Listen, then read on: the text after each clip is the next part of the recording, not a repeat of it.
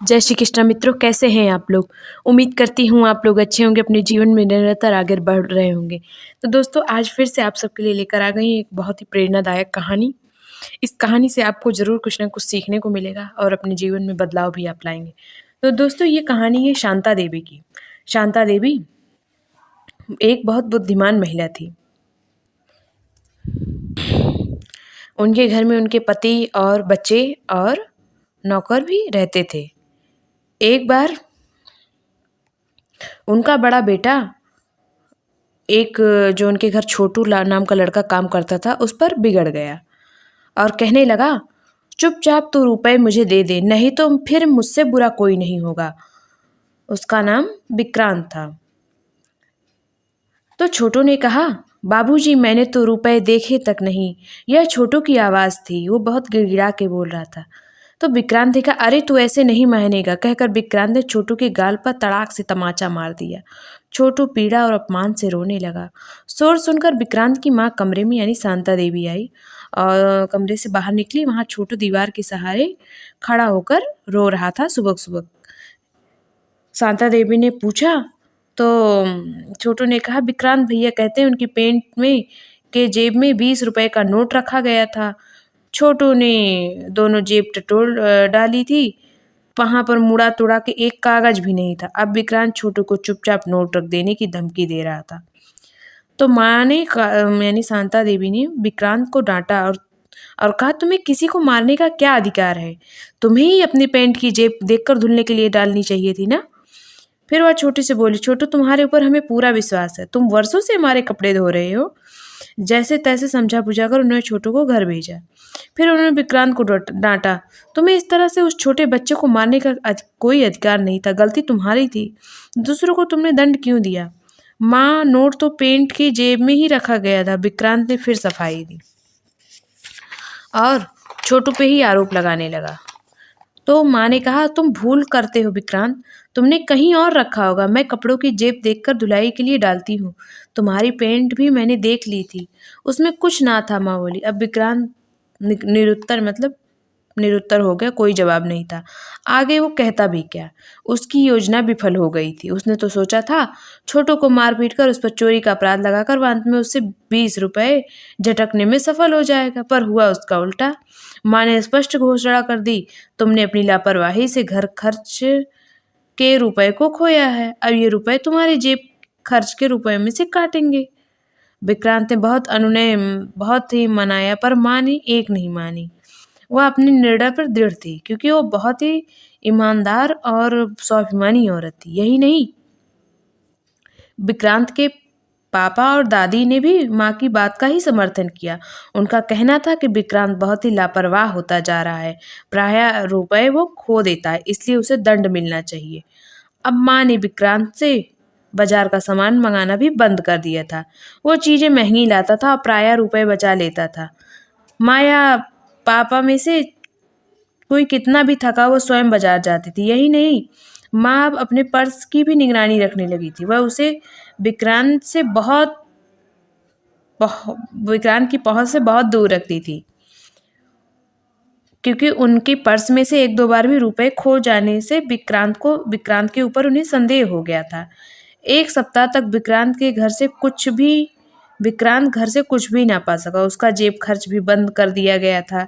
विक्रांत के साथी उसका उपहास करते और कहते, वाह भाई भोलेनाथ, मूर्ख राज, अपने दोस्तों से कुछ तो सीखो। सभी खाते पीते घरों के लड़के थे। वह अपने घरों से प्रतिदिन कुछ रुपए छिपा कर ले ही आते थे। सभी के रुपए इकट्ठे किए जाते, मिलकर खाते पीते और रुपए बिगाड़ते। विक्रांत अभी कुछ दिन पहले ही उनकी मंडली में आया था। 4-6 दिन वह जैसे तैसे रुपए लाने में तो सफल हो गया था, पर अब इस घटना के बाद से वह कुछ भी नहीं ला पाता था। साथ ही पहले तो उसका मजाक बनाते रहे, फिर उन्होंने स्पष्ट कह दिया, यदि तुम 2-4 दिन में घर से कुछ ना लाए तो हमारी मंडली से अलग कर दिए जाओगे। तुम्हारे जैसे मूर्खों की जरूरत हमें नहीं है। विक्रांत को यह बात बहुत बुरी लग गई। घर आकर वो मौके की तलाश में जुट गया। रात को वह कुछ सोचते सोचते जल्दी सो गया। सोते सोते अचानक उसकी आंख खुली और माँ पिताजी की बातें उसे स्पष्ट सुनाई दे रही थी। पिताजी कह रहे थे, तुम बहुत दिनों से कार्डिगन खरीदने के लिए कह रही थी ना, चलो कल बाजार से तुम्हें खरीद लेते हैं। माँ कह रही थी, पर अब मैं सोचती हूँ विक्रांत का कोट सिलवा दूँ, बहुत दिनों से पीछे पड़ रहा है। मुझे तो कोई खास ज़रूरत भी नहीं, अगले वर्ष खरीद लूँगी। पिताजी के हंसते हुए कह रहे थे, तुम तो हमेशा ऐसा ही किया करती हो विक्रांत की माँ, अपने लिए कुछ नहीं करती। उनकी बात सही भी थी। विक्रांत को माँ बहुत प्यार करती थी। वह उसकी इच्छा पूरी करने की कोशिश करती, अपनी चीज़ों में कटौती करके वह इसके लिए चीज़ मंगाती। उनका परिवार मध्यम वर्ग था, इसलिए हमेशा बजट के हिसाब से ही विक्रांत की माँ चलती थी। माँ से छल करने के लिए विक्रांत का मन उसको धिक्कारने लगा। उसकी आंखों से आंसू बहने लगा। रात में वह ठीक से सो भी नहीं सका। सुबह माँ ने उसे स्कूल जाने के लिए उठाया तो उसके सिर में तेज दर्द था। माँ, आज तबीयत ठीक नहीं, मैं स्कूल नहीं जा पाऊंगा, वह बोला। उसकी बात सुनकर और लाल आंखें देखकर माँ चिंता से भर उठी। उन्होंने उसका माथा छूकर देखा और सिर पर हाथ फिराया, फिर रजाई उठाकर सोने के लिए कहकर चली गई। काम छोड़कर बीच बीच में माँ कई बार आकर उसे देखने आई। घर का काम समाप्त होने पर वह उसी के पास बैठी रही, विक्रांत का सिर दबाती रही, तेल मालिश करती रही। अपने प्रति माँ का इतना अधिक चिंता से विक्रांत रो उठा और बहुत ही ग्लानि अनुभव कर रहा था। विक्रांत की आंखों में आंसू देखकर माँ ने समझा कि संभवतः उसकी तबीयत अधिक खराब हो गई। उसने उसका सिर गोद में रख लिया, प्यार से बोली, मेरे बच्चे, बोलता क्यों नहीं, तुझे क्या परेशानी? अब तो विक्रांत माँ से लिपट कर फपक फपक कर रो उठा। कहने लगा, माँ, मैं तुम्हारा गंदा बच्चा हूँ, मुझे खूब मारो, घर से निकाल दो। ना ना, हमारा बिक्की तो बड़ा राजा बिट्टू है, ऐसा शांता देवी यानी उसकी माँ ने कहा। माँ स्नेह भरे स्वर में बोली। उन्होंने विक्रांत को कसकर अपने सीने से लगा लिया और उसे अपने आंचल में छिपा लिया और उसके आंसू पोंछने लगी।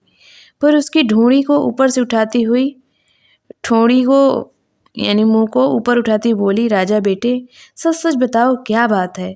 विक्रांत अब माँ से सच्चाई न छिपा सका। उसने चोरी करने वाले बच्चों के समूह से जाने से लेकर अब तक की पूरी घटना को माँ को विस्तार से सुना दी।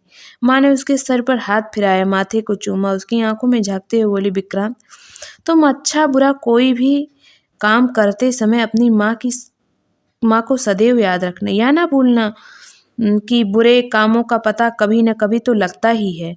तुम्हारे बुरे काम उसे जीते जी मार देंगे। तुम अच्छे काम करोगे तो अपना सिर ऊंचा करके हंसते हंसते जी सकोगे और सारी कठिनाइयों को सह सकोगे। माँ, जो गलती हुई उसके लिए मुझे खूब दंड दो। अब मैं आगे से कभी गलती नहीं करूँगा। विक्रांत आंखें नीची करके बोला। माँ ने उसके दोनों गालों पर हल्की सी चपाट लगाई और बोली, कल से तुम प्रतिदिन होने वाली अच्छी या बुरी हर बात माँ को सच सच बताया करो, यही तुम्हारी दंड है। विक्रांत माँ की बुद्धिमानी को समझ ना सका। वह उनके सीधेपन पर इतना हल्का दंड देने पर मन ही मन हंस दिया और माँ से लिपट गया। तो दोस्तों, इस कहानी से हमें ये शिक्षा मिलती है कि हमें अपने घर से चोरी नहीं करनी चाहिए, अपने माँ बाप से कोई बात छिपानी नहीं चाहिए और बुरी संगत नहीं करनी चाहिए। हम कुछ दिन तो चोरी कर कर पार्टी कर सकते हैं, घूम टहल सकते हैं, लेकिन फिर हम जो अपने माँ बाप की नज़रों में गिर जाएंगे फिर हम कभी नहीं उठ पाएंगे। तो इसलिए अपनी संगत का, अपनी रंगत का, अपने कर्मों का पूरा ध्यान रखिए। अच्छे कर्म करते रहिए, आपको उसका फल जरूर मिलेगा और मेहनत करके जीना सीखिए। जय श्री राम, सीताराम, राधे राधे, जय माता दी।